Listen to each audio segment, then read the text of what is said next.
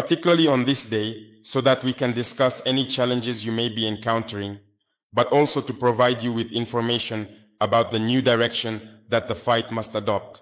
It is also highly advisable to seek advice, to learn more valuable lessons, and to draw meaningful insights from everything you have experienced all this time in order to enhance your knowledge and make informed decisions. I have always stated that when you are on a motorcycle or in a vehicle, it is easy to forget and simply continue driving. And while we drive, we are always in a state of being constantly ambushed. Frequently, individuals must walk because the adversary themselves seldom arrive on a motorcycle. Either he pushes it or he leaves it somewhere and walks. We should have the ability to do the same thing in a similar manner. Arrange strategically within your multiple bases to ensure you are never caught off guard and always prepared for any situation. Due to the presence of an unanswered question, namely the mechanism by which we are caught off guard, there is still a lack of understanding. At that location, we need to exert efforts. I do not agree with the idea of being caught off guard unexpectedly and unprepared. Do you agree with me? Why do we get caught off guard? It's because we let our guard down. Because we think that, well, we've worked here, it's going more or less fine, we're not focused anymore. But I urge you to never lose your focus and always stay attentive. When there is an attack somewhere and individuals are surprised, we know. Because when individuals are surprised, they call to say, we are under fire. That is what they call air support, to articulate this thing. However, we enjoy hearing. We perceive them coming. When you are not caught off guard and you have the time to let us know that we see them, it provides you with the opportunity to make preparations to combat and also for the drones to have the ability to act. I can provide you with assurance that as of today, our inventory consists of over 20 combat drones in Burkina Faso. So there is no reason for you to be surprised. And when we talk about combat drones, they are there in order to provide support and assistance. In general, they usually wait for a signal to indicate that we see the enemy approaching, and that's when they take action. However, in most cases, they are summoned to report the position that is under fire and being targeted by the enemy. And finally, it's when an enemy retaliates that they take care of them to try to strike. No. So you promise me here and now that you will never let yourself be surprised again. We did not pay for combat drones to remain idle. We paid for them so that you can maintain surveillance and inform us if you observe them. They are approaching. If we were to begin utilizing solely observation drones, which are more cost-effective, we desire to visually perceive them and eradicate them. Therefore, refrain from sleeping. In any weather condition, be it rain or shine, they do not sleep. In the rain, one does not sleep. That's why I wanted us to meet today, because the rain has started. The nature is turning green.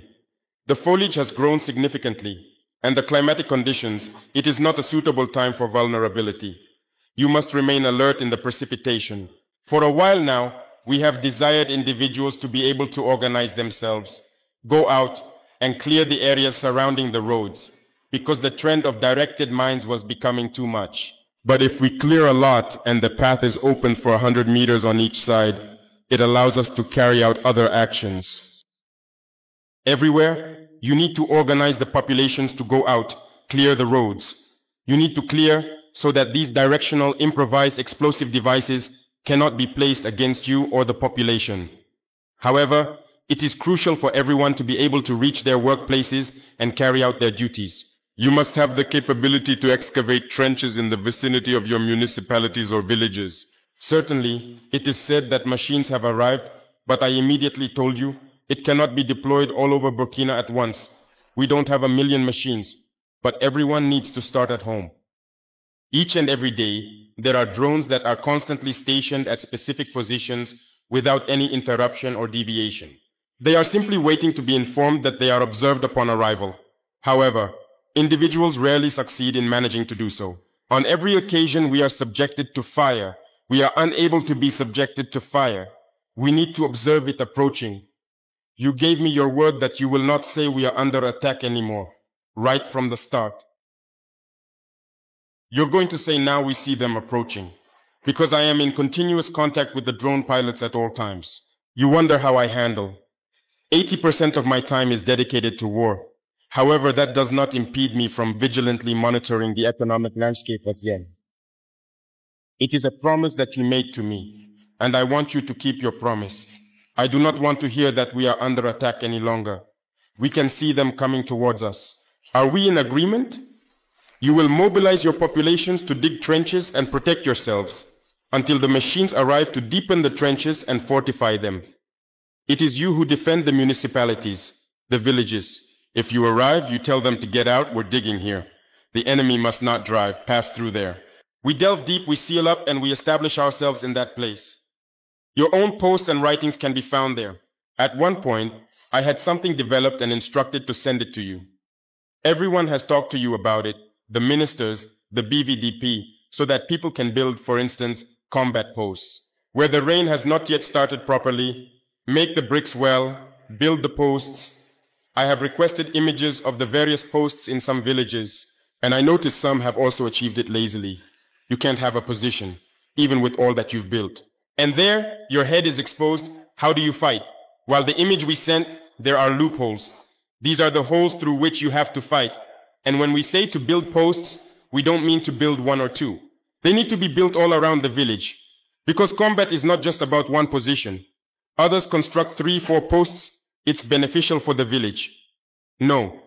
Evacuate the villagers. Instruct them to build. Models have already been provided.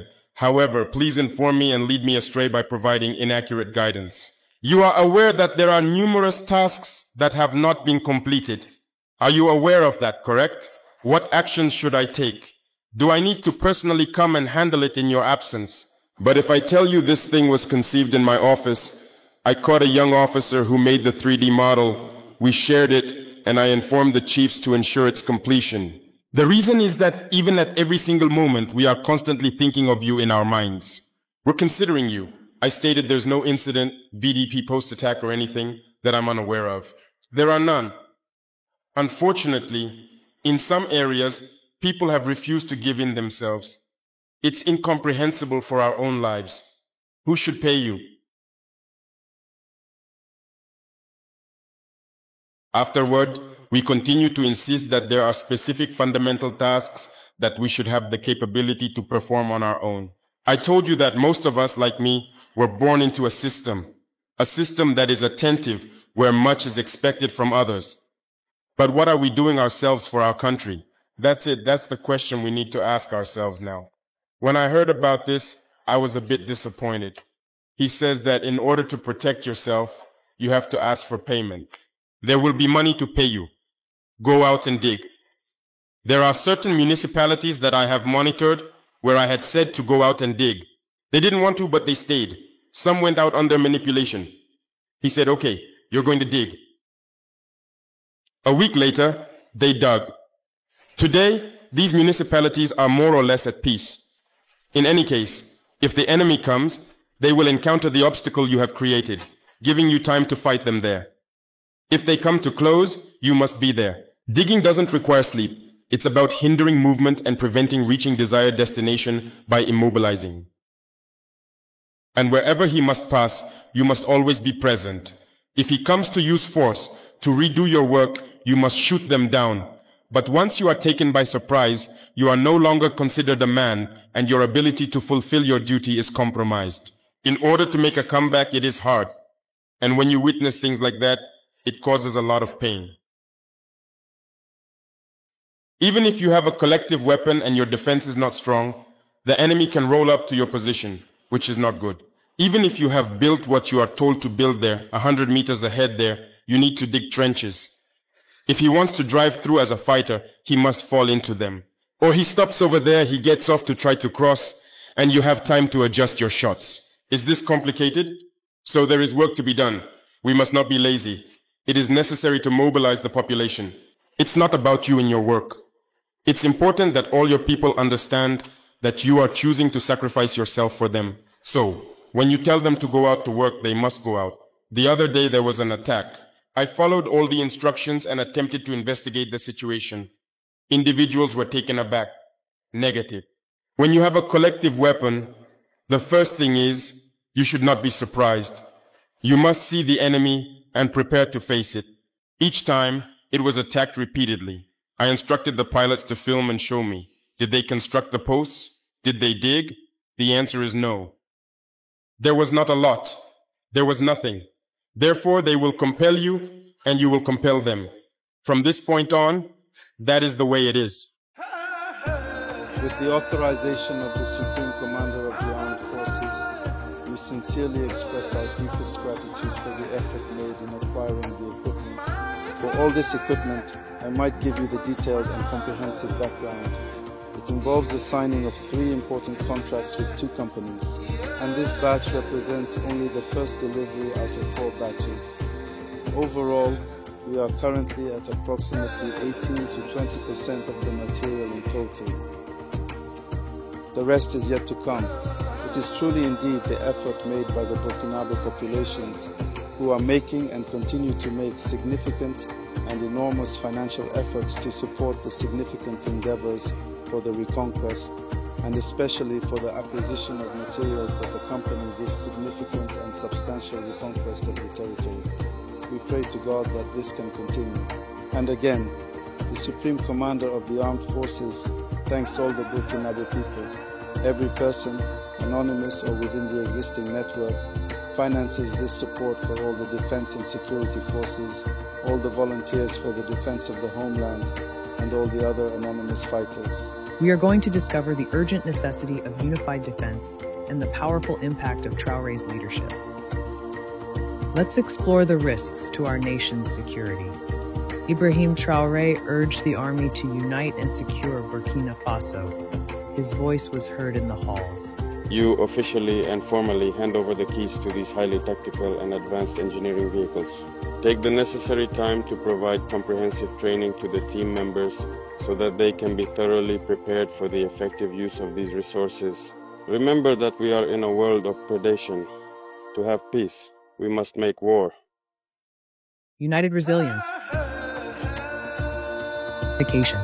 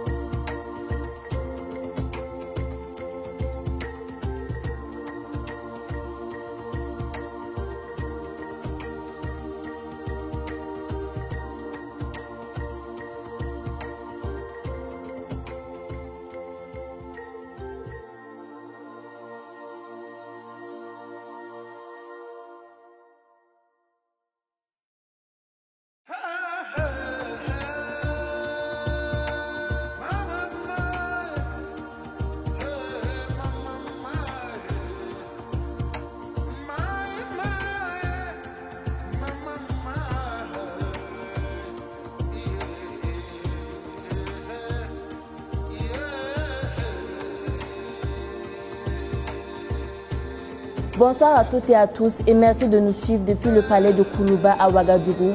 Je suis Lalia Mardia Koulibaly, journaliste présentatrice à Deni Voice et je suis très heureuse de vous accueillir dans cette émission spéciale avec une personne tout aussi spéciale, le président de la transition, chef de l'État, le capitaine Ibrahim Traoré himself.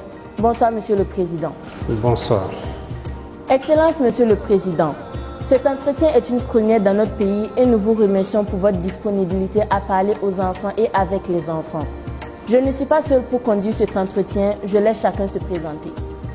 Bonjour Monsieur le Président. Je me nomme Warren Ashken Minkema, journaliste reporter à Défi Junior. Je suis Keita Abdourahman. Je suis correspondant scolaire et journaliste présentateur à Deni Voice. Bonsoir Monsieur le Président.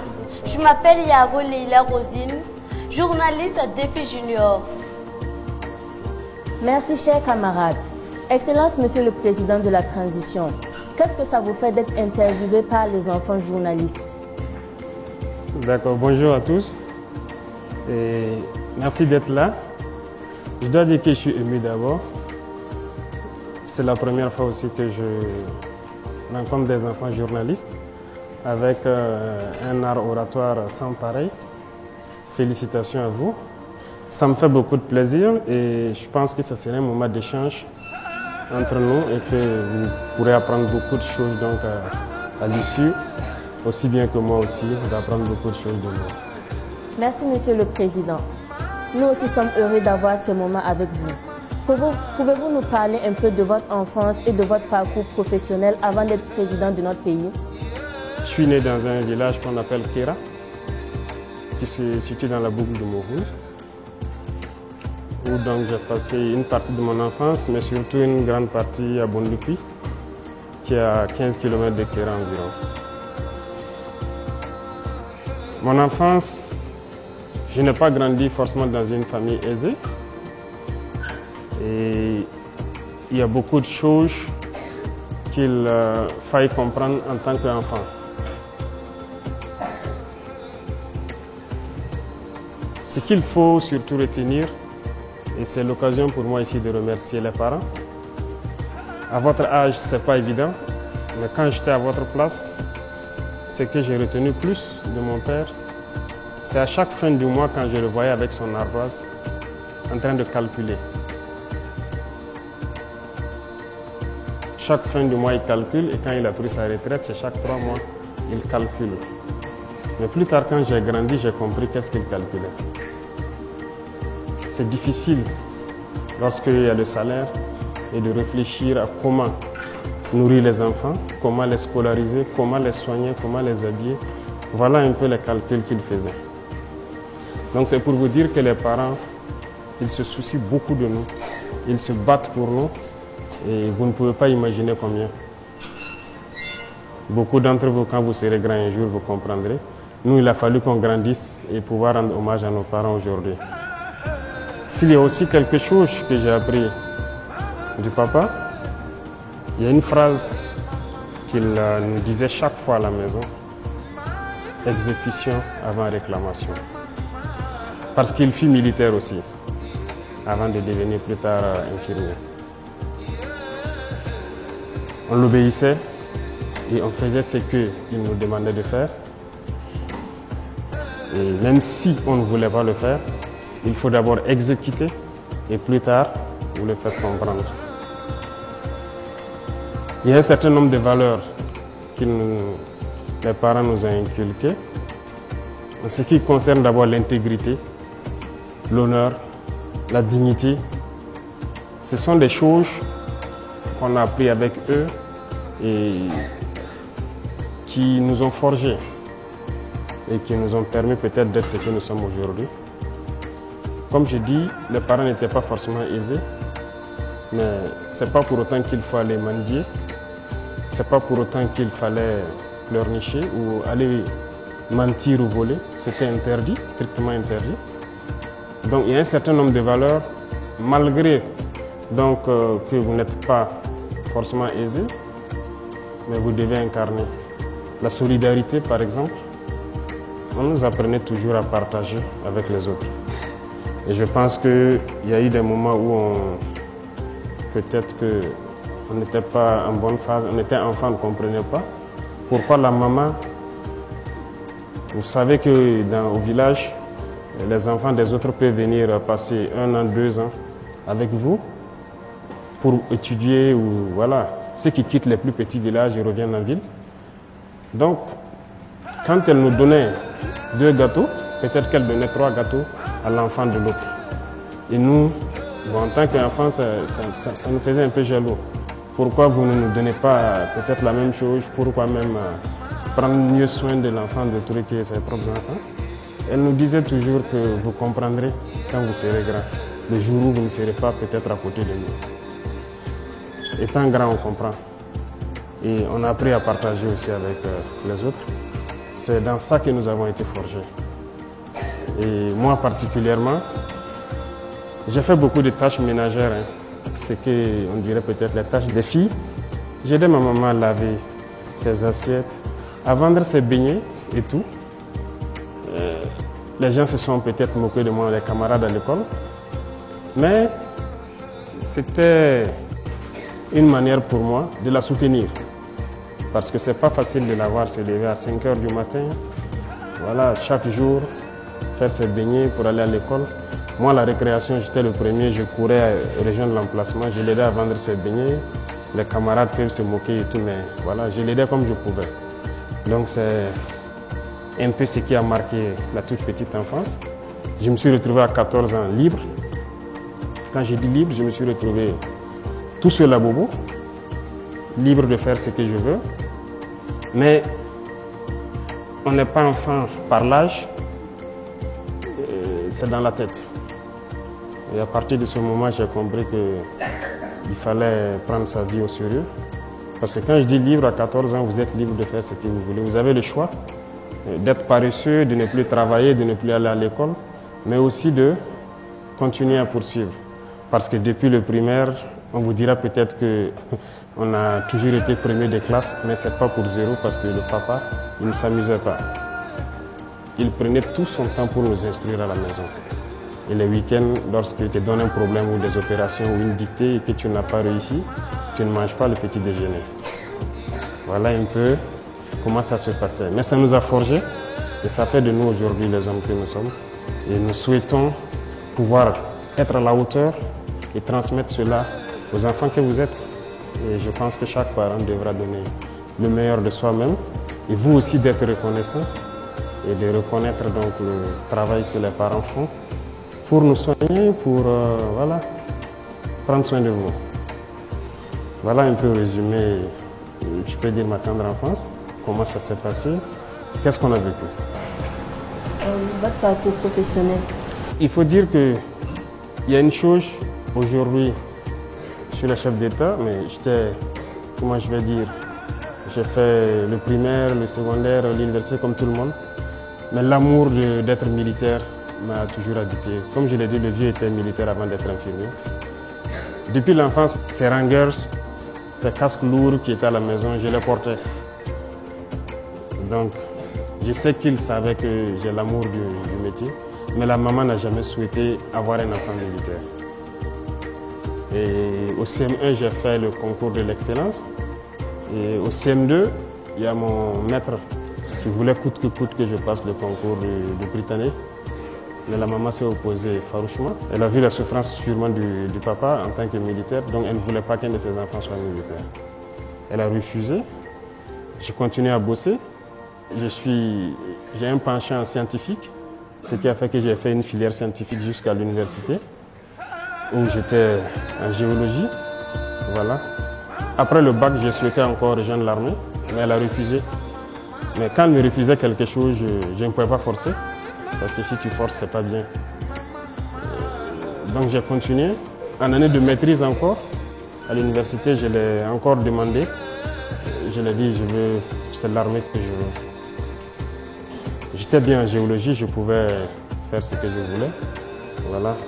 J'avais beaucoup de possibilités de bourse, parce que je n'étais pas quand même dernier de classe. Voilà. Mais c'est en année de maîtrise qu'elle m'a donné l'autorisation. Et j'ai fait le test de l'académie. Je suis allé faire ma formation et voilà, je suis devenu officier de l'armée. moi j'étais convaincu, si elle m'a donné sa bénédiction, elle m'a dit de le faire cette fois-ci. Donc j'étais convaincu, je savais ce que je faisais. C'est pour vous dire que, comme je disais, 14 ans, vous vous retrouvez tout seul dans une grande ville. C'est pas facile. J'étais au lycée mixte Dakarville, par exemple au secondaire, mais je logeais à Sarfalao, qui fait environ 7 km.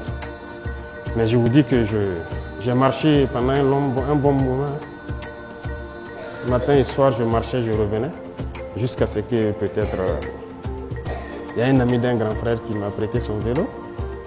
Mais je croyais en ce que je voulais. C'était, comme moi je dis chez nous, c'est une conviction. Ce que le papa nous a appris depuis l'enfance, comme je vous dis, il nous encadrait. On avait toujours envie d'être meilleur. Et ça fait qu'on ne lâchait pas. L'objectif, c'était d'être toujours meilleur à l'école. Et ça fait que rien n'a pu nous détourner. Et l'éducation qu'on a reçue, même si on ne mangeait pas, ce n'est pas pour autant qu'il faut se décourager. Oui, parce que les 3 années, le secondaire, ça n'a pas été aussi simple. Ça a été un peu difficile. Un repas par jour, très souvent. Mais ce n'est pas grave. J'ai cuisiné moi-même, je faisais tout moi-même. Mais il fallait être concentré sur l'objectif. Ce qui m'importait, c'est qu'en fin de trimestre, voilà, je dois avoir telle moyenne et c'est tout. Donc c'est ce qui nous a guidés, si je peux dire. Est-ce que ça vous satisfait ou bien je dois vous détailler encore certains points qui vous ont... Merci, ça suffit. D'accord. Je passe la parole à mes collègues pour la suite de l'entretien. D'accord. Monsieur le Président, l'on constate que beaucoup de nos frères et sœurs ne sont pas à l'école à cause du terrorisme. Que prévoyez-vous pour accompagner et faciliter leur scolarisation? Vous avez parfaitement raison.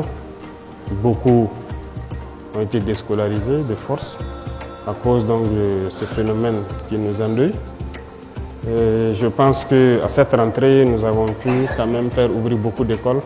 Mais il faut dire que l'ambition pour nous, c'est de pouvoir créer des écoles modernes. Des écoles modernes en ce sens qu'il faut d'abord créer de vraies agglomérations où il faut créer toutes les structures socio-professionnelles. Et l'école fait partie. Nous réfléchissons tous les jours à créer des écoles modernes. Parce que aujourd'hui, il y a beaucoup de villages qui ne peuvent pas retourner où les gens ont dû abandonner. Actuellement, les gens sont dans certains centres. On a créé un cadre pour que les gens puissent étudier. Mais ce n'est pas le meilleur cadre pour nous. Donc, nous souhaitons faire retourner les gens dans les grands centres, mais nous souhaitons créer des écoles modernes, c'est-à-dire où les enfants peuvent s'épanouir. Il ne s'agit pas d'avoir une classe avec des effectifs de 100 et quelques assez pléthoriques où les instructeurs ont du mal à instruire. Sinon, cela existe déjà. Nous avons mis un certain nombre de conditions. Mais l'objectif, c'est de créer vraiment, de construire des écoles modernes. Cette année, on a pu construire quelques écoles dans certaines villes déjà. C'est vrai que les gens n'ont pas l'information, mais peut-être que bientôt le reportage sera fait. Des écoles ont été construites avant même les vacances, dans certains centres où il y a eu assez de déplacés. Mais l'objectif, lorsque nous ramenons les gens dans leur école, nous voulons créer de nouvelles écoles où les enfants vont apprendre et être très bien épanouis. Donc ce processus aussi est en cours. Nous avons ouvert beaucoup d'écoles à cette rentrée-là. Donc beaucoup d'élèves ont repris les cours. Beaucoup de centres qui étaient fermés ont repris. Mais nous sommes dans le processus de construire de nouvelles écoles modernes pour que les enfants puissent étudier et avoir les mêmes chances que ceux qui sont dans les zones non affectées. Excellence, Monsieur le Président. On aimerait bien savoir que fait le gouvernement pour garantir la protection des droits et la sécurité des enfants au Burkina Faso. Je pense que c'est la mission principale du gouvernement. Tout le combat que les gens mènent, c'est pour garantir donc, les droits des enfants, si je peux dire. D'abord, le droit à la vie qui est un droit pour tout le monde. Tout le monde a droit à la vie. Donc tout ce que nous mobilisons, tout ce que nous faisons actuellement, c'est de combattre ce terrorisme-là. C'est pour garantir d'abord le droit à la vie. Et qui dit droit à la vie, droit à la protection donc des enfants. Vous voyez, lorsqu'un père prend les armes, généralement pour combattre le mal, ce n'est pas pour lui qu'il le fait, c'est pour vous les enfants.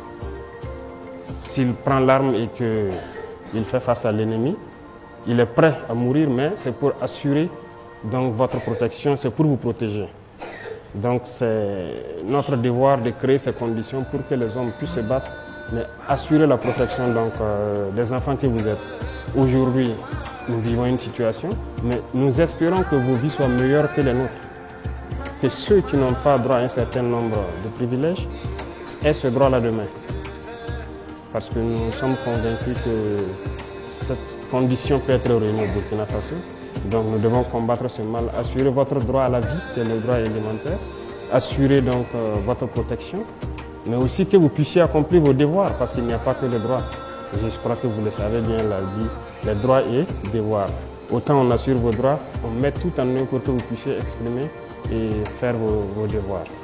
Donc c'est la tâche primordiale du gouvernement, de tout mettre en œuvre pour que vous puissiez grandir et vous éduquer dans des conditions assez sereines. D'accord? Est-ce que j'ai répondu à votre question à peu près? Merci. D'accord. Monsieur le Président, on constate qu'il y a beaucoup d'enfants vivant avec un handicap qui ne sont pas scolarisés par manque d'école adaptée ou parce que leurs parents n'ont pas assez de moyens. Que pouvez-vous faire pour résoudre ce problème? Vous avez parfaitement raison. Et nous avons aussi fait les mêmes écoles. Et comme vous le dites, on a souvent constaté qu'on ne fait pas trop attention à ce volet-là depuis un certain temps. Nous avons fait des écoles où, par exemple, pour ceux qui sont handicapés moteurs, on n'avait pas prévu rien que les rampes pour les permettre d'accéder à l'école et tout ça. Mais je pense que ce sont des choses qui sont en train d'être rattrapées actuellement. Et comme je vous parlais tout à l'heure, nous sommes en train de vouloir construire des écoles modernes. Il y a ceux, par exemple, les handicapés moteurs, ils auront leurs droits élémentaires qui peuvent être respectés dans ce genre d'école. Handicapés visuels, je pense que le braille est en train de se développer. Donc il y a beaucoup de facteurs que nous sommes en train d'étudier pour intégrer dans ces écoles modernes dont je parle. Il faut prendre en compte justement les enfants vivant avec le handicap pour qu'ils ne se retrouvent pas en marge. Et ceux qui n'ont pas les moyens, je veux vous dire quelque chose, l'objectif est de rendre l'école gratuite. Il y a beaucoup de pays où l'éducation est gratuite. Ici, c'est possible. C'est possible parce qu'on a passé le temps à nous faire comprendre, comme je l'ai dit, que nous sommes pauvres, mais nous nous rendons compte que nous ne sommes pas pauvres.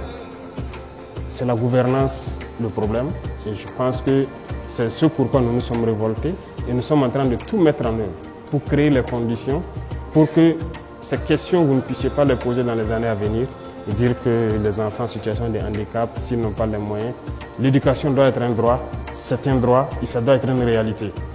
Et ça doit être gratuit. Le rêve, c'est d'y arriver. Beaucoup de pays le font aujourd'hui. Pourquoi au Burkina Faso on ne pourrait pas le faire? Donc notre combat, c'est de pouvoir rendre l'éducation gratuite, donc il n'y aura pas question de moyens, et de mettre toutes les conditions pour que vous vivez avec un handicap ou pas, que vous puissiez donc bénéficier de l'éducation. Vous pouvez être rassuré sur ça. Je réponds un peu à la question. Merci, Monsieur le Président. Merci beaucoup à vous. À présent, je vous invite à regarder un micro-trottoir que nous avons réalisé. Les enfants partagent avec nous leurs rêves pour le Burkina Faso. Ils ont été interrogés par Faisal Soré et Nadi Traoré, journalistes à Deni Voice.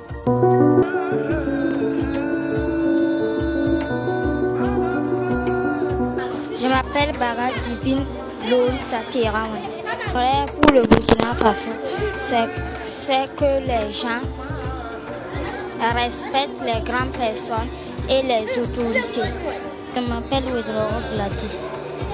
Mon rêve est d'être docteur parce que je veux soigner les gens qui sont malades. Je veux que le Burkina Faso soit en paix et personne ne soit malade au Burkina Faso. Je m'appelle Compaoré Olivier. Mon rêve, c'est être député, travailler pour développer le pays.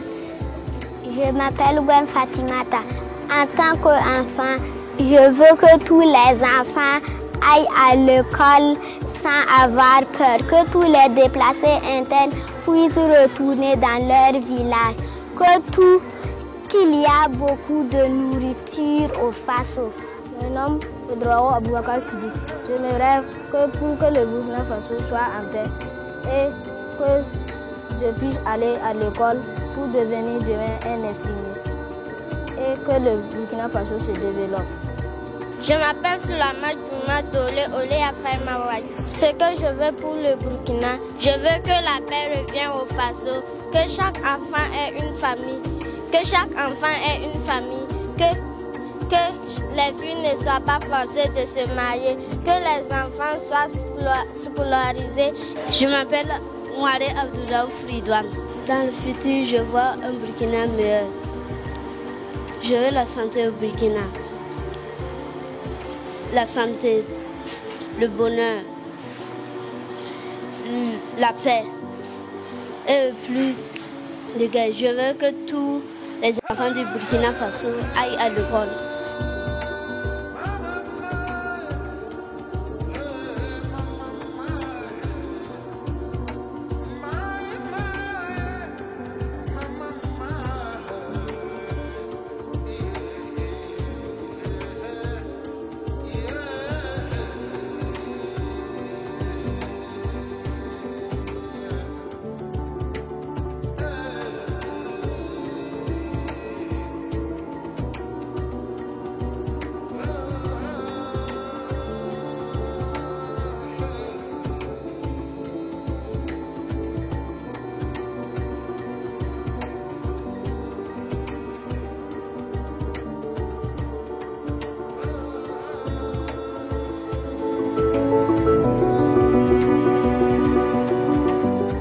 Monsieur le Président, réaction après ce que vous venez de voir.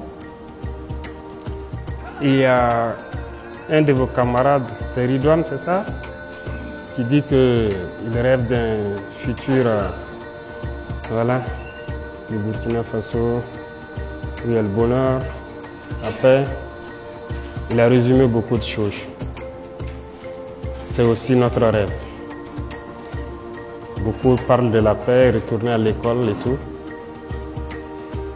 Je vois que vous n'êtes pas des enfants dans l'esprit. La situation vous a rendu adulte. Et c'est tout ce que nous avons comme conviction aussi. Il faut que la paix revienne, que vous retournez à l'école, que chacun retrouve ses camarades, que vous puissiez communier, que vous puissiez partager, que vous puissiez vivre l'enfance. Nous avons vécu plus ou moins en paix. Et si aujourd'hui les enfants n'arrivent pas à vivre ce minimum d'amour qu'ils ont pu partager là, ça me met mal à l'aise. Donc le combat, c'est de ramener cette paix-là. Et aussi, comme il a dit, un avenir meilleur, le bonheur, le développement, c'est possible. Parce que je peux vous assurer que vos enseignants et en tout cas les pédagogues sont à pied d'œuvre pour créer les conditions pour que vous puissiez apprendre le Burkina réel. Parce que ce que nous avons appris, ce n'est pas forcément bien pour la tête. Qu'est-ce que je veux dire par là? Par exemple, on ne vous dit pas toutes les potentialités du Burkina. Il faut qu'on puisse vous enseigner cela. Donc vos manuels scolaires vont sûrement changer. Les gens sont à pied d'œuvre pour inscrire dedans les réalités. Nous avons appris beaucoup de mensonges, parce que c'est ce que l'impérialisme a voulu qu'on apprenne. Mais nous voulons changer cela avec vous. Que vous appreniez les réalités du Burkina et qu'on puisse se mettre au travail ensemble et pouvoir faire sortir le pays donc, de cette situation. D'accord? Et c'est bien possible. Manger à sa faim, c'est possible. Il l'a dit. Est-ce que beaucoup de gens aujourd'hui à l'école font par exemple le jardinage? Nous, je sais que chacun avait une partie dans le jardin de l'école. Matin et soir, on arrosait nos arbres. On faisait beaucoup de choses de façon pratique. Et c'est une manière d'apprendre l'agriculture tout petit. Et ça peut aider, contribuer à ce qu'on soit autosuffisant. Donc chaque enfant doit manger à sa faim. Un enfant ne doit pas avoir faim. Donc c'est le combat que nous menons. Je suis très ému et je suis très content que vous pensiez la même chose. D'accord? Nous sommes encouragés ainsi. Vous êtes un vrai leader, un exemple pour nous les enfants. Chaque jour, nous voyons à la télévision les combats que les FDS et les VDP mènent sur le terrain contre les terroristes. Quelle est la situation actuelle de la lutte contre les forces du mal? La situation actuelle, nous ne souhaitons même pas que vous voyez certaines choses, mais ce que je peux dire, ce n'est pas un plaisir de tuer, comme on le dit, ce n'est pas bien. Mais s'il y a des gens qui sont venus au Burkina et ont commencé à tuer des Burkinabés, on a le droit de se défendre, de les empêcher de tuer les Burkinabés. C'est ce que nous vivons. Donc, des individus ont été manipulés, sont venus s'en prendre aux Burkinabés et nous sommes en train de nous organiser pour les faire face. C'est vrai que la lutte a duré, beaucoup de gens ont souffert depuis ces années, mais actuellement, nous pouvons vous dire que nous sommes sur des rails assez solides parce que la première des choses, tout ce que vous voulez faire dans la vie, il faut s'organiser. Il ne faut pas aller en rang dispersé, comme on aime le dire. Même à l'école, dans vos jeux, on vous l'apprend, n'est-ce pas? Lorsque vous vous tenez la main pour être plus fort, ou lorsque chacun se met dos à dos pour pousser l'autre pour être plus fort, c'est ça. C'est une manière de vous apprendre à ne pas aller en rang dispersé et de s'organiser. Il s'agissait pour nous d'organiser l'armée d'abord. Donc c'est ce qui est en cours. Il faut organiser pour que les gens puissent aller au combat, des gens qui se connaissent. Lorsque vous ne vous connaissez pas, c'est compliqué. Donc cette phase est en cours et c'est très bien évolué. Deuxième chose, c'est l'équipement. Nous avons vécu beaucoup de situations sur le terrain. C'est comme j'ai dit, ce que nous avons vécu, nous ne souhaitons pas que demain les autres vivent la même situation. Il fallait équiper les forces. Nous sommes sur cette question. Beaucoup de gens aujourd'hui sont très bien équipés. En tout cas, sur ce volet, on a fait un gros effort, justement avec le peuple qui a accompli la mission. Vous savez que ce n'est pas la magie qu'on a fait. Voilà, nous avons exposé la situation au peuple. Nous avons demandé à ce que les gens contribuent pour pouvoir équiper les forces. Que ce soit en protection individuelle, en moyens roulants, les armes, les munitions. Aujourd'hui, l'équipement, ça va. Les gens arrivent à être déployés de façon convenable et la lutte avance. Et comme vous pouvez le constater, il y a beaucoup de zones où nous avançons, nous réinstallons la population au fur et à mesure et nous consolidons parce que lorsqu'on installe, il faut installer d'autres forces avec pour pouvoir les assurer un minimum de sécurité et nous avançons au fur et à mesure. Donc a priori, nous pouvons vous dire que partout au Burkina, les opérations se mènent. Que ce soit à l'extrême, toutes les frontières, voilà, nous menons des opérations et nous installons les populations au fur et à mesure. Donc vous pourrez le constater plus tard. Nous ne donnons pas généralement les noms de tous les villages réinstallés, mais à chaque jour, en tout cas, les villageois retournent sur leur terre et essaient de réorganiser la vie avec les FDS et les VDP qui concourent donc à assurer leur sécurité. Donc voilà un peu le point. Ça avance très bien et nous sommes en tout cas reconnaissants de tout ce qui se bat actuellement. Et nous ferons tout pour leur donner tout le nécessaire pour y arriver. Lorsque nous ne pourrons pas, nous reviendrons vers le peuple et nous leur dirons nous avons besoin de ci, de ça et encore plus de sacrifices. D'accord? Mais la lutte avance très bien. Tous les jours en tout cas, nous arrivons à faire des opérations, à avoir des victoires. Par rapport au terrorisme, l'on constate son excellence que des enfants sont contraints de quitter leur famille pour se retrouver seuls sans aide. Qu'est-ce qui est fait pour aider ces enfants en difficulté? Beaucoup de parents, beaucoup de vos grands frères et grandes sœurs ont décidé de faire face au mal. Beaucoup y laissent leur vie et les enfants se retrouvent orphelins. Et d'autres dans des conditions en tout cas pas reluisantes. Et il y a une loi sur les pipis qu'on a adoptée. Et je pense que l'objectif c'est quoi? C'est que ces enfants dont les parents ont consenti le sacrifice suprême, ces enfants dont les parents ont été fauchés donc par ces forces du mal-là, qu'on puisse leur donner un avenir meilleur. Parce qu'on ne peut pas les laisser comme ça. Donc c'est vrai, on a voté des lois, mais il faut mettre en pratique. Actuellement, la réflexion est en cours pour créer dans quelques centres des écoles qui puissent accueillir d'abord ces enfants-là, qu'ils puissent être internés, qu'ils puissent apprendre, en plus de cours pédagogiques que vous apprenez, des métiers et autre chose. Il y aura des réformes dans les jours à venir donc, sur le système même éducatif, mais c'est parce qu'il y a des départements qui ont été instruits pour prendre encore cette problématique-là et créer des centres en tout cas de formation, des écoles où on apprend et l'enseignement normal et puis les métiers aussi. Donc les enfants qui seront en situation défavorable ou ceux qui ont perdu les parents dans cette guerre devront pouvoir avoir un minimum de vie, un minimum de dignité pour pouvoir apprendre. Donc nous sommes dans ce processus et comme je dis, l'objectif à moyen ou long terme, c'est de rendre complètement l'éducation gratuite. Mais en plus de l'éducation, les pupilles de la nation, il faut aussi prendre soin d'eux parce qu'il n'y a plus quelqu'un pour les entretenir. Donc c'est un devoir pour la nation de prendre soin d'eux. Voilà pourquoi nous votons ce texte-là. Mais il s'agit de la mise en pratique maintenant qui est la phase importante pour nous, pour qu'à la rentrée prochaine, nous puissions voir au moins un échantillon. D'accord? On aimerait bien devenir des leaders comme vous. Que cela fait pour susciter le leadership des enfants burkinabés dans la sous-région, voire même en Afrique? Leadership. C'est vrai que si vous dites que je suis un leader, je suis content de l'apprendre et je pense que vous êtes tous des leaders potentiels. Comme je dis, vous savez, qu'est-ce que ça veut dire le Burkina Faso? C'est le pays des hommes intègres, c'est ça, non?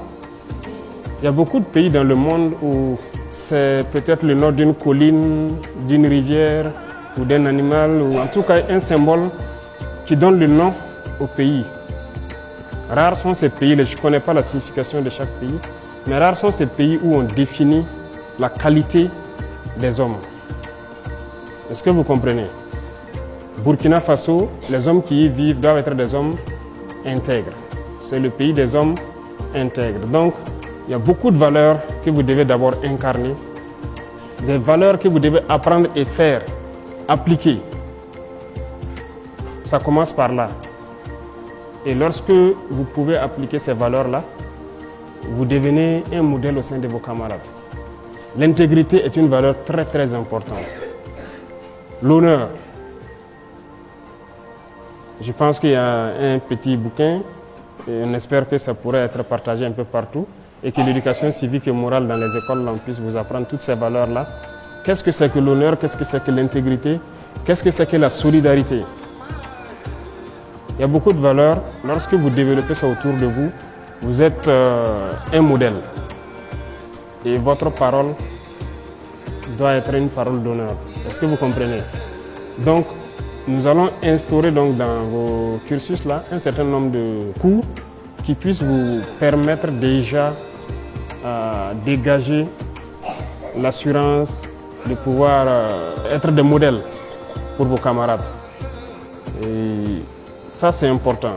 Après ces valeurs, il y a le travail, il y a l'exemplarité, il y a beaucoup de choses. Donc, moi, je ne peux pas citer quelles sont mes qualités, parce que j'ai des défauts aussi. Voilà, l'homme n'est pas parfait, mais il y a un certain nombre de qualités qu'il faut avoir pour peut-être être leader. Si vous n'êtes pas un exemple, les gens ne peuvent pas vous suivre. Et qui dit exemple, c'est le bon exemple, puisqu'il y a le mauvais exemple et il y a le bon exemple.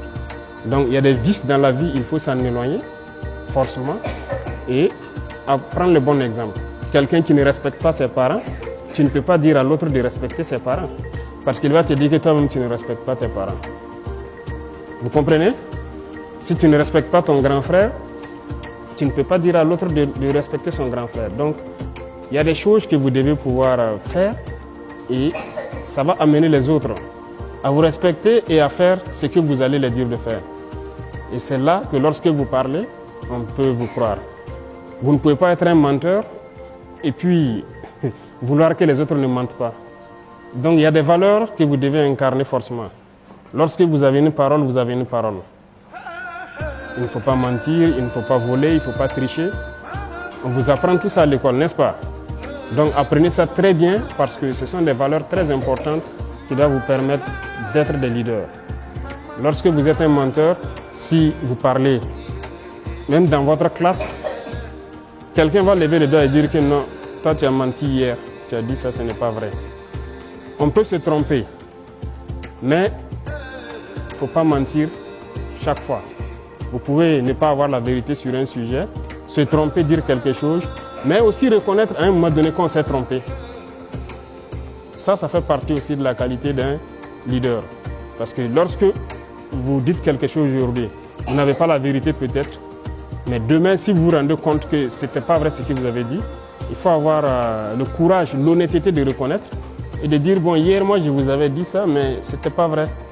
Donc aujourd'hui, voilà ce qu'il y a, je m'en excuse. Donc le leader, c'est beaucoup de choses qu'il faut réunir, mais je pense qu'il y a de bons exemples dans la société et normalement les parents doivent être de bons exemples pour vous inculquer toutes ces valeurs-là. Et à l'école, les instituteurs le font, à la maison aussi, il faut le faire et il faut apprendre beaucoup. Et vous êtes tous des potentiels leaders, d'accord? Donc le leadership, on fera tout pour vous inculquer ces valeurs-là à l'école et vous permettre de pouvoir vous exprimer, vous affirmer. D'accord? Est-ce que je réponds un peu à votre question? Oui, merci beaucoup. D'accord. Monsieur le Président, nous imaginons que ce n'est pas facile de diriger un pays en crise. Qu'est-ce que nous, les enfants, nous pouvons faire pour vous aider à réussir votre mission? C'est pas facile. Même si ce n'était pas un pays en crise, c'est pas facile. Parce que diriger, c'est compliqué. Il faut pouvoir se mettre au-dessus de tout, écouter tout le monde, apprendre beaucoup de choses, vraiment avoir, comme on dit, la tête sur les épaules. Mais surtout un pays en crise, une crise qui perdure, c'est compliqué.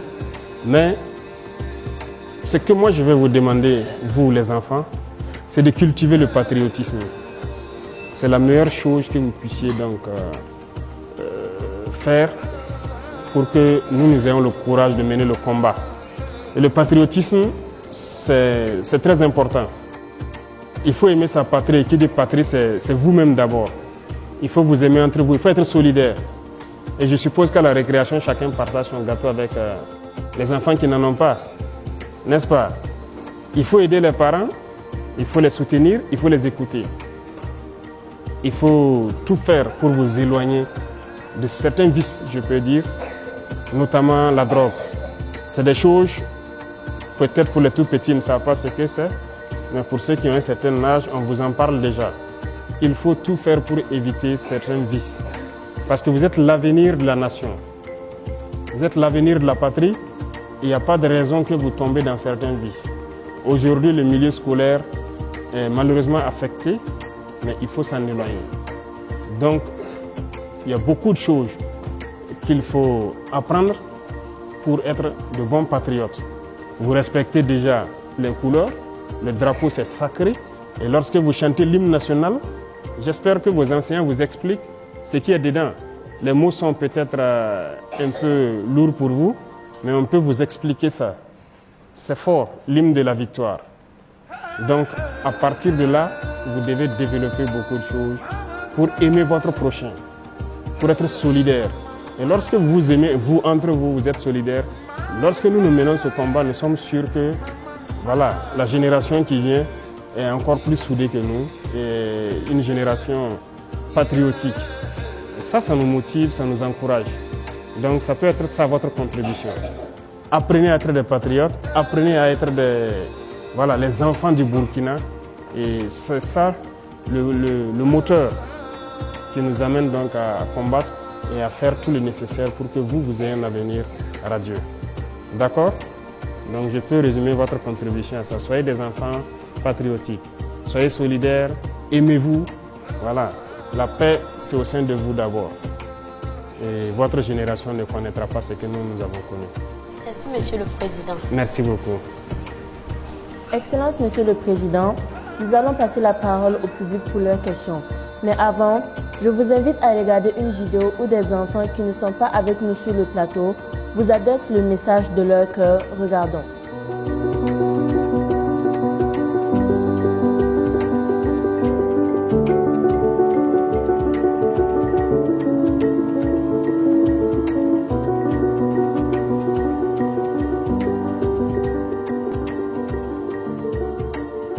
Je m'appelle Toukone Jennifer. Je veux que le président surveille les Burkinabés et qu'il fasse finir le terrorisme au Burkina Faso. Je m'appelle Kompori Radia Oudat. Je veux que le président sorte parler et que les enfants respectent le code de la route. Je m'appelle Namono Célestin. Monsieur le Président, est-ce que vous avez une solution pour nous puisque nos camarades déplacés puissent retourner dans leur localité. Monsieur le Président, nous allons Côte d'Ivoire, aller mais école Fana ne famille n'a fait aka seko bela jenike kasira kele kenga banga dura wala damsanu be kashira ta école. Je m'appelle Idjuro Ornella. Je veux qu'il baisse les prix de nourriture pour qu'on puisse manger bien et partir à l'école.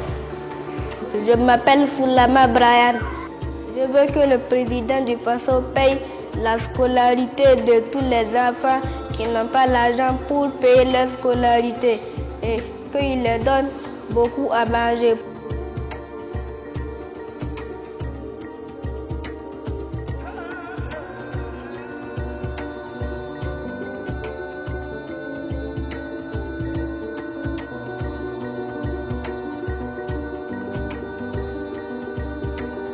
Je m'appelle Toné Chérifatou.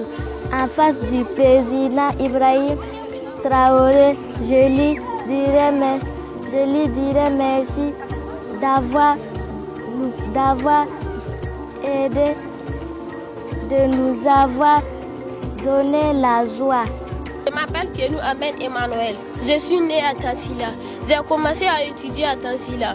À cause de l'insécurité, les écoles étaient fermées. J'étais obligée de venir chez ma grande sœur à Tchériba pour étudier. Là-bas, j'ai trouvé mon CP. Aujourd'hui, je suis à Ouara, en train de faire 6e. Je vous demande, Monsieur le Président, quand est-ce que je peux retourner chez moi?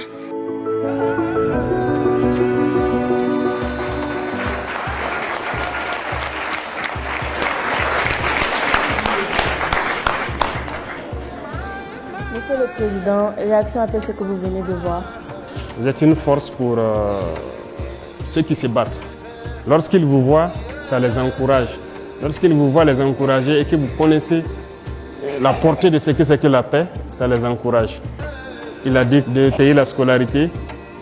L'objectif, c'est que tous les enfants puissent étudier de façon gratuite au Burkina Faso. Et c'est possible. On peut vous assurer que c'est possible. C'est comme je vous disais, nous par exemple, lorsqu'on étudiait, on nous a caché beaucoup de choses, on nous a beaucoup menti. Mais c'est parce que ceux qui nous ont colonisés ont toujours eu cet esprit malin d'avoir peut-être des gens qui dirigent pour eux leurs intérêts, mais pas pour nos intérêts.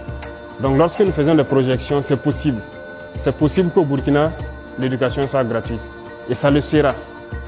Donc il n'y aura pas question de s'inquiéter normalement dans très peu de temps, dans les années à venir, à aller à l'école. À payer sa scolarité et tout, ça devrait aller. Et pour manger à sa faim, comme il le dit, actuellement, si vous suivez bien, notre combat, c'est l'autosuffisance alimentaire aussi. Parce que ce matin, par exemple, lorsque vous avez pris votre petit déjeuner, c'est des croissants que vous avez pris? Ou c'est du pain? Qu'est-ce que vous avez mangé? Des gâteaux? C'est fait à base de farine de blé, c'est ça? Est-ce que vous savez que le blé, ce n'est pas produit ici? Nous, on nous a dit à l'école que le blé, c'est en Amérique, c'est en Europe. Voilà. Voilà le cours qu'on a appris. Vous avez bu du lait, c'est ça? Vous n'avez pas bu du lait? Souvent, vous buvez du lait à la maison. Et c'est quel lait vous buvez? Ah, Nido. Ça vient d'où? D'accord, c'est pour vous dire que l'autosuffisance alimentaire, c'est un combat.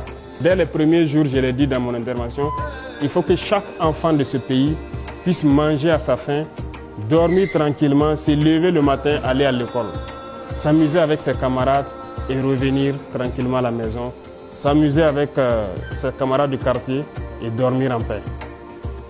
Notre combat, c'est ça. Lorsque cette condition sera réunie, nous, on aurait réussi notre mission. Et il faut qu'on y arrive. Et lorsqu'on se fixe un objectif, on fait tout pour l'atteindre. Nous avons conscience que Dieu nous a tout donné ici. Je vous disais tout de suite, le blé, on nous a dit, nous à l'école, c'est comme si on ne peut pas le faire ici. On nous a menti. On cultive le blé ici.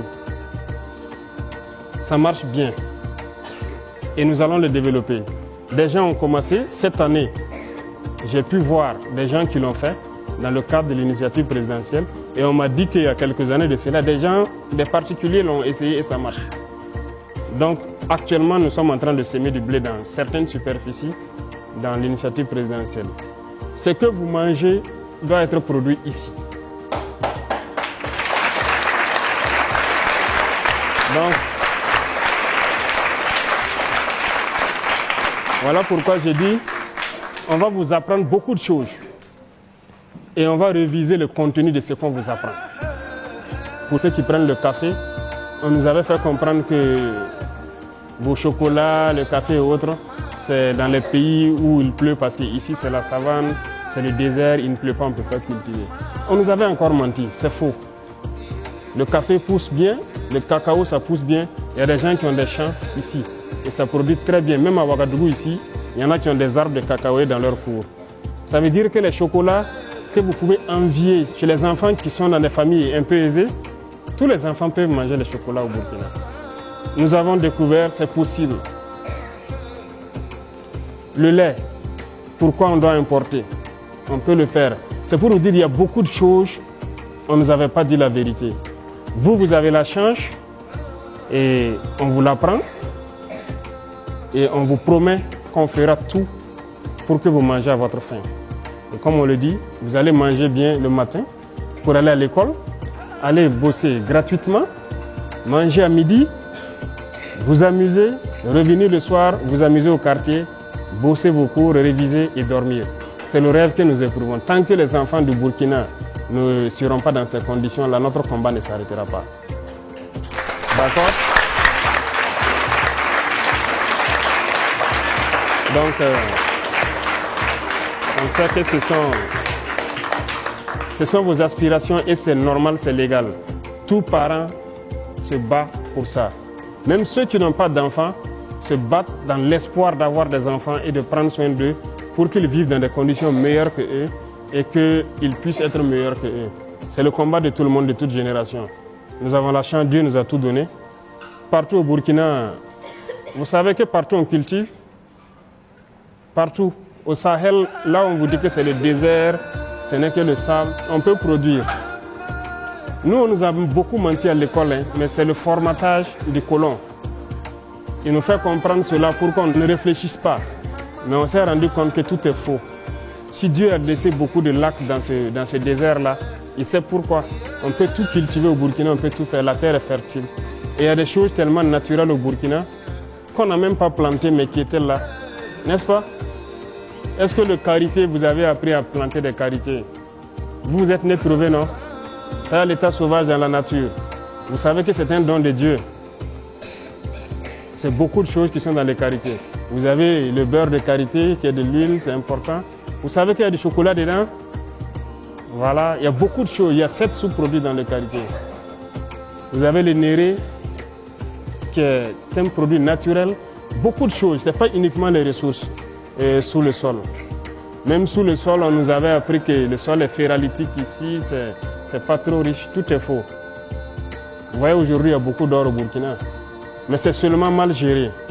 Et notre mission, c'est de pouvoir bien gérer ces ressources-là et vous entretenir, prendre soin de vous pour que vous soyez dans vos droits élémentaires de bien vivre, d'aller à l'école et qu'on puisse vous protéger. Et aussi que vous puissiez accomplir vos devoirs. Parce que vos devoirs, c'est très important. N'est-ce pas? Il faut faire vos devoirs. Il ne faut pas se limiter uniquement aux droits. Lorsque les gens vous disent que vous avez des droits, ajoutez et des devoirs. Vous avez des devoirs envers vos parents, envers vos aînés, envers la patrie. Vous avez des devoirs.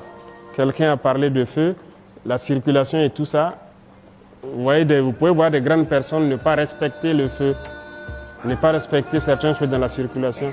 Mais il y a des écoles où on vous apprend et on souhaite que ce soit dans toutes les écoles. Il ne faut pas être ce genre d'adulte-là. Le civisme. Vous voyez que des gens peuvent rouler il boit son sachet d'eau, il jette, pendant qu'on peut trouver une poubelle et mettre dedans. On doit nettoyer, on doit rendre notre cadre de vie propre. C'est un devoir citoyen, c'est du civisme. Vous voyez aujourd'hui la maladie de la dengue qui nous fatigue. On fait beaucoup d'efforts, les médecins, les infirmiers. C'est le lieu de les rendre hommage d'ailleurs. Je vois que beaucoup d'enfants souhaitent être médecins et tout, pour que les gens soient en bonne santé. Mais est-ce que vous savez que cette maladie, principalement, c'est de la saleté? Les gîtes, quand on parle de gîtes larvaires, vous voyez l'eau sale qui est dans la rue, les moustiques se posent dessus parce qu'eux, ils veulent ça pour se développer. Et nous, on crée les conditions pour que les moustiques aient ça pour se développer. On est beaucoup sale, il faut le reconnaître, donc il faut beaucoup assainir. Peut-être que les plus grands regardent un peu la télé. On a lancé une initiative la semaine passée, l'initiative présidentielle pour le développement communautaire. L'objectif, c'est d'assainir nos villes. Voilà. L'épidémie s'est vue beaucoup plus à Bobo et à Ouaga, les deux grandes villes, mais c'est parce que nous sommes sales. Ceux qui jettent les sachets dans les rues, ça part obstruer les caniveaux, d'autres jettent l'eau sale, ça reste là. Dans nos quartiers, on n'arrive même pas à creuser nous-mêmes les caniveaux. On va faire sortir les gens vont travailler. Voilà, les 6 mètres où il n'y a pas de caniveau et tout, chacun va donner quelqu'un, on va creuser. Si on a du ciment, on met pour drainer les eaux vers les grands caniveaux et sortir de la ville. Le civisme, ça compte beaucoup. Vous devez apprendre ça et vous devez chaque fois reprocher donc, aux adultes qui n'ont pas le bon réflexe, tout poliment, lorsque quelqu'un jette de l'eau sale quelque part ou quelqu'un jette un sachet ou en tout cas fait quelque chose qui n'est pas civique, de trouver la formule très polie de lui rappeler ça. Et je pense que si un enfant te rappelle de ne pas jeter un sachet dans la rue, tu dois avoir honte. Et tu vas aller ramasser et chercher une poubelle pour mettre. D'accord? Donc je compte sur vous pour le faire très poliment. Voilà, si le tout petit comme ça voit un adulte jeter un sachet dans la rue et puis il dit « Ah tonton, il faut ramasser le sachet là, pourquoi tu jettes ici ?» Il doit avoir honte et puis ramasser. S'il ne le fait pas, vous le faites. D'accord?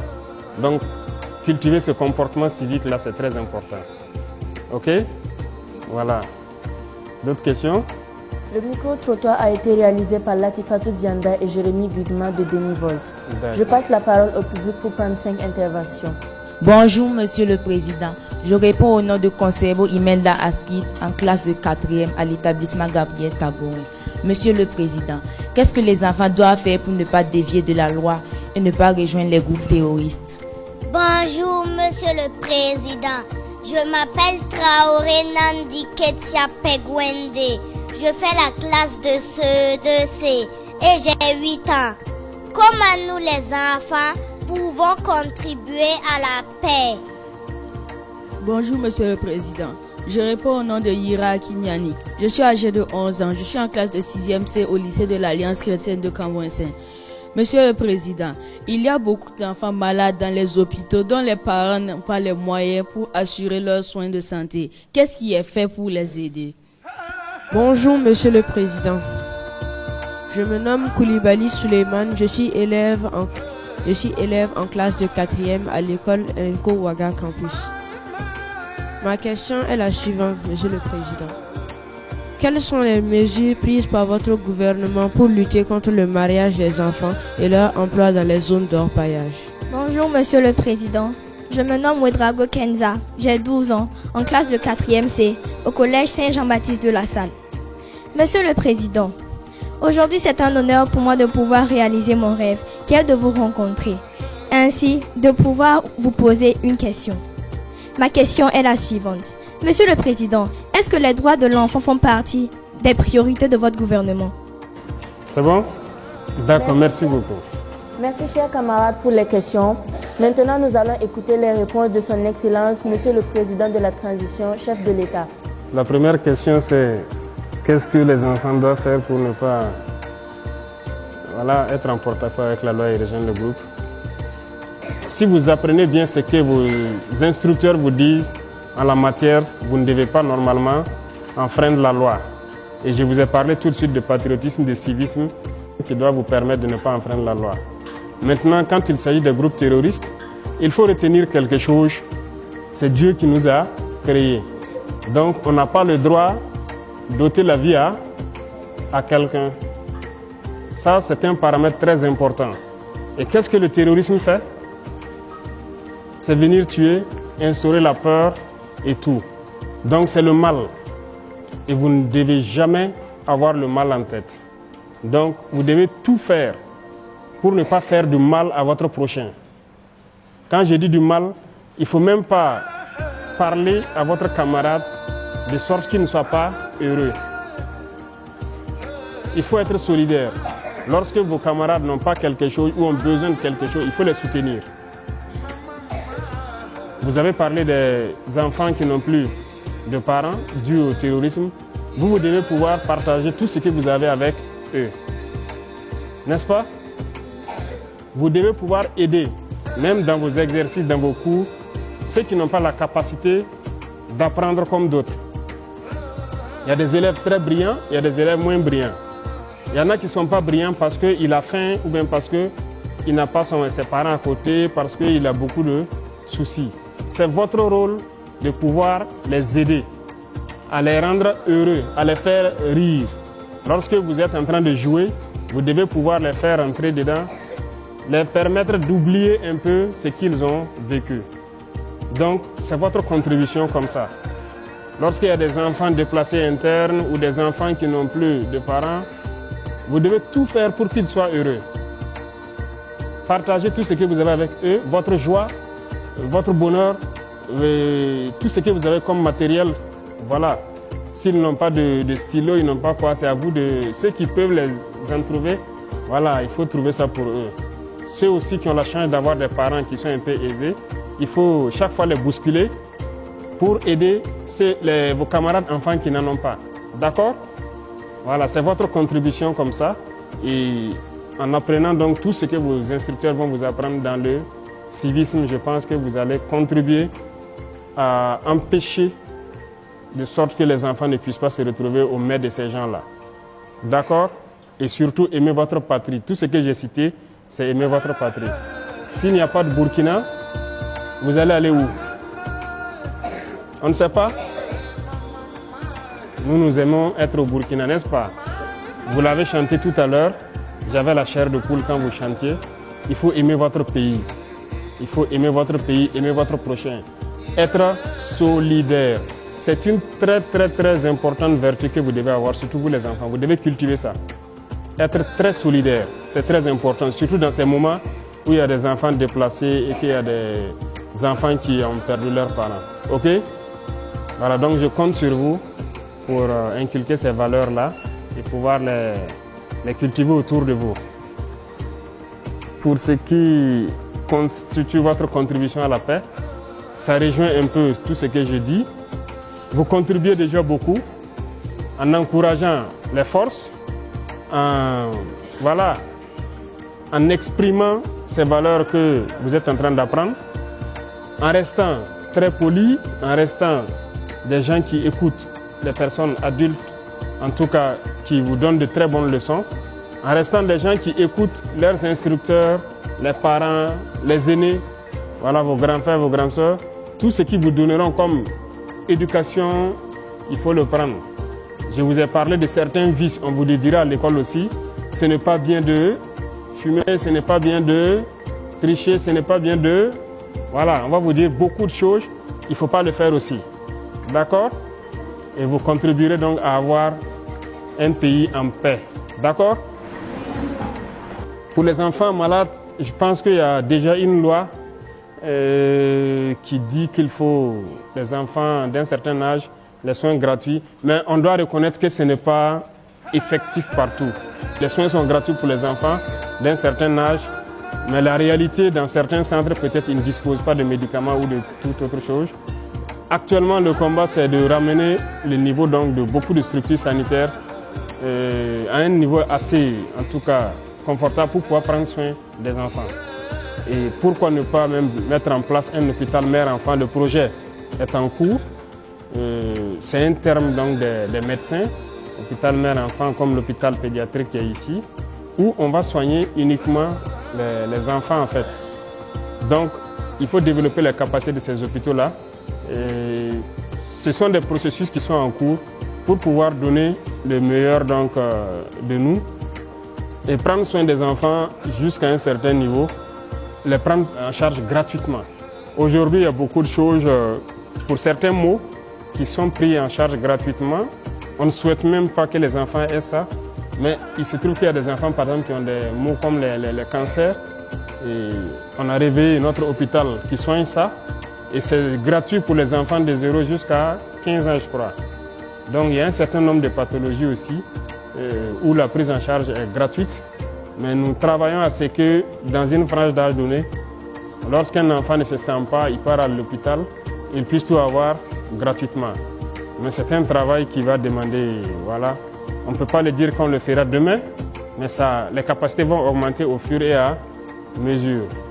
Nous connaissons la réalité de nos infirmeries, de nos hôpitaux, et on fait l'effort de pouvoir accroître leurs capacités et créer des centres un peu plus modernes pour prendre soin de vous. OK? L'autre question, c'est le mariage et puis les sites d'orpaillage. Il y a beaucoup de textes qui sont en train d'être revus. Comme je vous ai dit, il y a des choses qui ne cadrent pas avec notre temps. Et c'est ça qu'on appelle les réformes. C'est ce qu'on est en train de faire. Il y a beaucoup de textes qu'on est en train de relire. Dans ces textes-là, c'est ce qu'on appelle le code des personnes et de la famille. OK? Voilà, même le code pénal, tout ça, c'est en relecture. Et je pense qu'on va revoir la question du mariage précoce. Il y a déjà des textes qui existent, mais l'application peine souvent. Et il faut reconnaître que dans certains villages, ça continue, le mariage des enfants. Mais il faut mettre en œuvre pour qu'il y ait toutes les structures au plus près des populations pour empêcher cela. Et au fur et à mesure, comme je le disais, de la reconquête, lorsqu'on installe des villages, on fait tout pour qu'on les accompagne avec toutes les structures possibles et appliquer les sanctions qu'il faut lorsque les gens s'entêtent à le faire. On vous a dit ça, non? Lorsqu'il y a des règles dans la société et que vous ne respectez pas, il y a des sanctions qui vont avec. N'est-ce pas? Voilà, donc si les adultes forcent pour marier les enfants, il y a des sanctions qui sont prévues. Et on est en train de relire les textes, peut-être pour aggraver les sanctions, pour que personne n'ose le faire. D'accord? Voilà, vous devez vivre votre enfance et au moment venu, avoir le choix. Donc, c'est un combat, c'est une lutte. On est là-dessus. Concernant les sites d'orpaillage, c'est vrai, c'est une réalité, on observe dans les images. Et nous aussi, on a été sur le terrain, on a constaté beaucoup. Les enfants qui y travaillent. Actuellement, nous sommes en train de chercher d'abord à mécaniser. Même les sites artisanaux, on veut tout mécaniser. Si nous arrivons à rendre l'éducation gratuite, tous les enfants vont aller à l'école. Vous pensez qu'ils vont aller encore sur les sites d'orpaillage? Non. Donc si l'école devient gratuite et qu'on arrive à manger à notre faim, vous ne verrez plus d'enfants sur les sites d'orpaillage. Les enfants ne partent pas là-bas par plaisir, parce qu'ils sont très exposés. Il y a des produits chimiques tels que le mercure, le cyanure. C'est très dangereux. Ce n'est pas bon pour la santé et nous le reconnaissons. Et même les adultes qui y travaillent, comme je dis, on est en train de vouloir mécaniser pour qu'ils ne soient pas en contact avec ces substances-là, parce que ça détruit notre jeunesse. Beaucoup de gens ont des techniques pour mécaniser un peu l'orpaillage là. Et si nous arrivons à le faire et rendre l'enseignement gratuit, produire sérieusement pour que tout le monde mange à sa faim, je pense qu'aucun enfant ne va se retrouver sur les sites d'orpaillage. Si les droits des enfants font partie des priorités, les droits et les devoirs, c'est ce que je dis, d'accord? Mais les droits des enfants, c'est la priorité de tout le monde. Ce n'est pas de notre gouvernement seulement. Le premier droit, c'est le droit à la vie. C'est l'essence même de notre combat. Donc c'est une priorité. Le droit à l'éducation, c'est l'essence de notre combat. Tout de suite, je vous disais quoi? Nous, on nous a menti. On ne veut pas que vous, on vous mente. C'est l'éducation. Qu'est-ce qu'on doit vous mettre dans la tête pour que le pays se porte bien? Donc, c'est un droit que nous puissions mettre tout en œuvre pour vous apprendre les réalités du Burkina, ce qui est bien pour le Burkina et que vous soyez de très bons Burkinabés. Donc, ce droit à l'éducation-là, qu'on le veuille ou pas, si on veut que ce pays reste Burkina, nous sommes obligés de développer ça. Donc, ça fait partie de nos priorités. Et comme je dis, tous ceux qui se battent aujourd'hui au front FDS, VDP, c'est pour vous protéger. Lorsqu'un père se lève et prend l'arme, il part au contact de l'ennemi, c'est pour que ses enfants puissent vivre en paix. Lui, il est prêt à mourir, mais il veut protéger ses enfants. Donc ça fait partie de vos droits, qu'on puisse vous protéger. Vous pouvez être rassurés, c'est tout le combat que nous menons. Et je résume encore à la même phrase que j'ai dit. Il faut que vous, les enfants, vous puissiez manger à votre faim, aller à l'école tranquillement et dormir en paix. Donc ça fait partie de notre combat, c'est ce pourquoi nous sommes là. Donc ça fait partie de nos priorités et vous permettre d'accomplir vos devoirs. N'est-ce pas? N'oubliez pas ce paramètre. Il faut accomplir vos devoirs également. Voilà un peu, si je peux dire, la réponse aux 5 intervenants, si je me trompe. Autre question? Monsieur le Président, merci pour ces réponses. Excellence, Monsieur le Président de la Transition, chef de l'État. À l'occasion de la Journée mondiale de l'enfance, célébrée chaque 20 novembre, nous, les enfants du Burkina, avons un message à vous adresser. Notre message sera lu par Diko Leila de la province du Soum, chef-lieu Djibo. Excellence, Monsieur le Président, Mesdames et Messieurs, chers camarades, bonjour. Je reprends au nom de Diko Leila, âgée de 14 ans, en classe de 3e. Je suis journaliste présentatrice en langue nationale Fulfulde en défi junior. Monsieur le Président, nous aimerions vous demander de tout faire pour que tous les enfants du Burkina Faso aillent à l'école pour apprendre à lire, écrire, compter, pour développer leurs connaissances et comprendre les événements du passé, du présent et du futur. Monsieur le Président, au nom de tous les enfants de toutes les régions du Burkina Faso, je vous demande de faire tout votre possible pour que les enfants déplacés internes aient un logement et jouissent de tous leurs droits. La place de l'enfant n'est pas dans la rue. Monsieur le Président, nous aimerions que les filles aillent à l'école pour construire un Faso meilleur au lieu de servir aux travaux domestiques parfois violents. Monsieur le Président, nous, en tant qu'enfants, voulons la paix et la sécurité au pays, afin que nous puissions jouir pleinement de tous nos droits restreints à cause de la crise sécuritaire. Monsieur le Président, nous, vos enfants, vous demandons d'aider tous les enfants dans les situations difficiles pour leur bien-être, pour l'évolution du pays. Je vous remercie.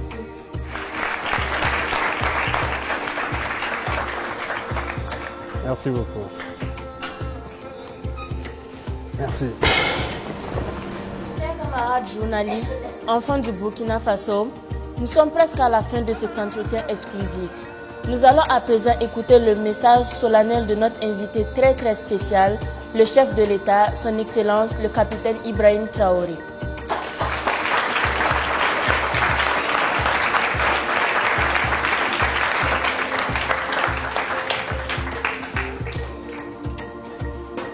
D'accord, merci beaucoup et j'espère que nous avons passé de très bons moments.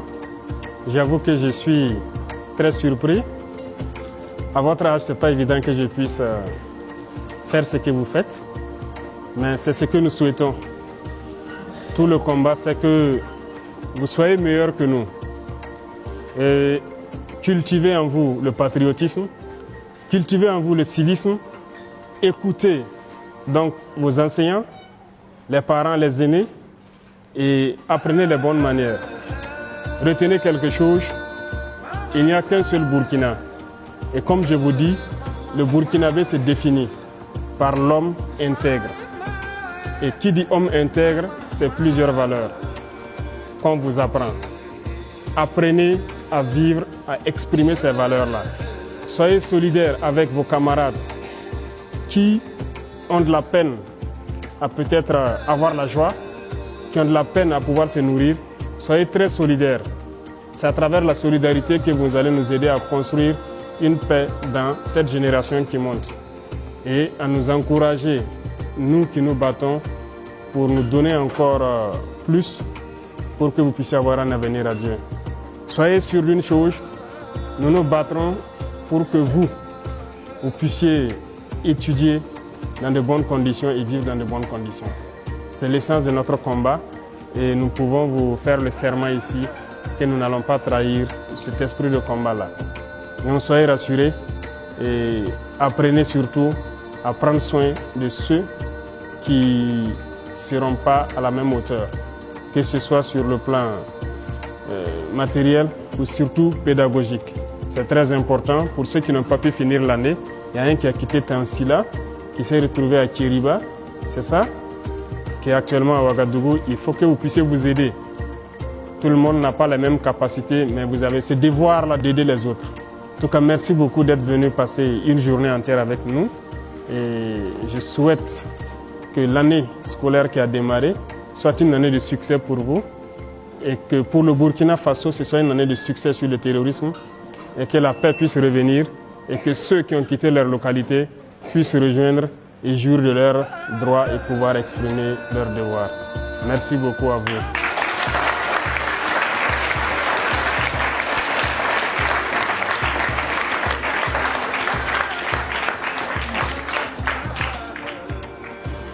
Merci Monsieur le Président pour cet honneur à notre endroit. Nous vous remercions de vous être prêté à nos questions et vous souhaitons plein succès dans votre mission. Merci de nous montrer que les enfants qui constituent plus de la moitié de la population du Burkina sont aussi importants à vos yeux. C'est la fin de cet entretien. Merci à vous, chers camarades, de nous avoir suivis depuis le palais de Koulouba. Que la paix et la sécurité reviennent dans notre pays. Que Dieu bénisse le Burkina Faso, la patrie où la mort nous vaincront. Je vous remercie.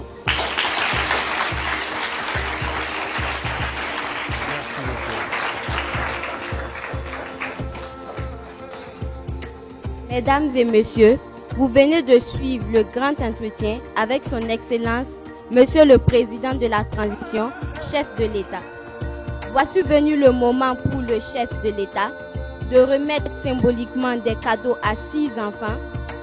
Il s'agit d'un recueil dédicacé et un sac à dos souvenir de cette rencontre historique.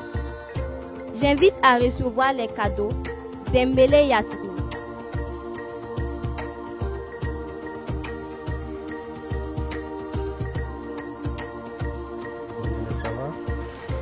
Fais un bon usage, d'accord? Voilà. Et apprends ça à tes camarades, ok? Merci, beaucoup de courage. Dao Awa Nafisatou. Dao, ça va? Fais un bon usage, apprends très bien et apprends tes camarades aussi, ok? Merci. J'aimerais prendre une photo avec vous. D'accord.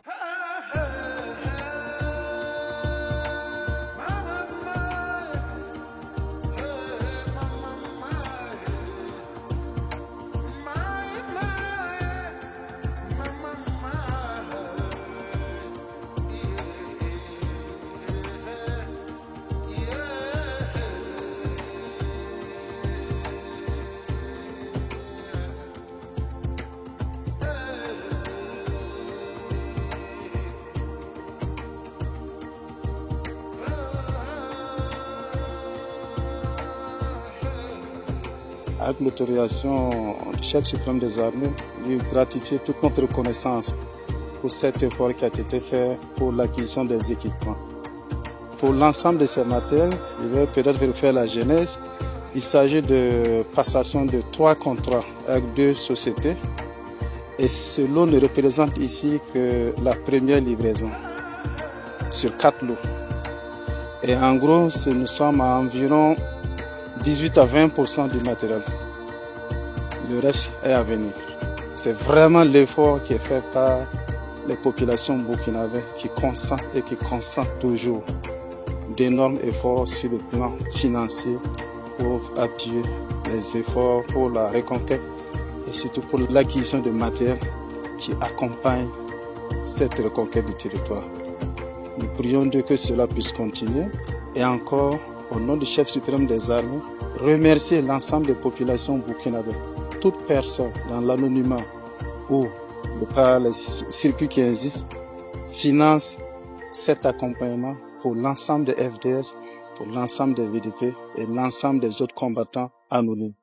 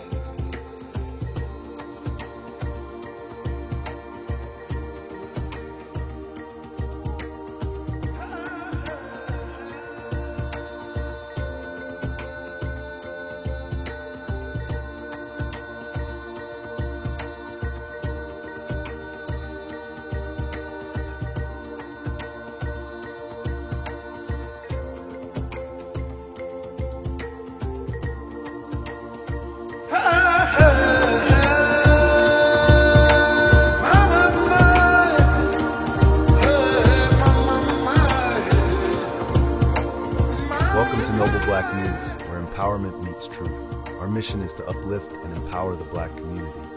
We stand for truth, integrity, and representation. Our stories are your stories, told with pride and passion.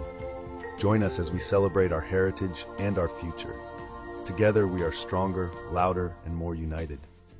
Noble Black News is your voice, your platform, your news. We bring you the stories that matter, with integrity and heart. Our commitment is to the truth, no matter the cost. We highlight the achievements and struggles of our community. Every story we tell is a step towards empowerment. We are more than news. We are a movement. Join us in making a difference, one story at a time. Together, we can change the narrative. Noble Black News, empowering our community, one story at a time.